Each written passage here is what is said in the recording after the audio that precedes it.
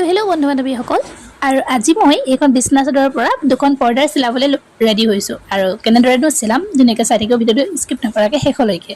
এয়া বেজি গুলি লৈ ল'লোঁ ধুনীয়াকৈ, আৰু এইয়া পৰ্দা চিলাই দিলোঁ।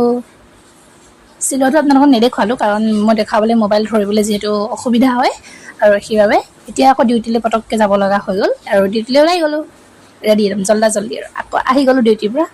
আহি মেলি এয়া আছিলে কঁঠাল, আৰু যিহেতু কঁঠাল শেষেই হ'ব হ'ল আৰু শেষৰ টাইমত কঁঠাল এফাল আছিলে, আৰু তাকে আমি দুইজনীয়ে লগে ভাগে খাই দিলোঁ, যিহেতু মোৰ লগত এগৰাকী আছে। এয়া কেঁচা কঁঠাল পকি গ'ল, এতিয়া পকাই খোৱা দিলে মিঠা আছে কঁঠালটো, খাই লওঁ দেই। 2 নম্বৰখন পৰ্দাৰ এইখন চিলাই আছোঁ, যিহেতু চিলনিটো চাওক দেই, ইমান ডাঙৰ ডাঙৰকৈ দিছোঁ, সৰু সৰুকৈ দিব মানে নোৱাৰিছোঁ, আৰু খৰকৈ চিলাবলগীয়া হৈছে, যিহেতু ডিউটি আছে, টাইমতে যাব লাগিব হয়নে। আৰু এখন থাকিবৰ কাৰণে এইয়া পৰ্দাখন বনাই ৰেডি হৈ গ'ল। আৰু এয়া হৈছে বাঁহগাজৰ লগত মাংস খাম, মাংস।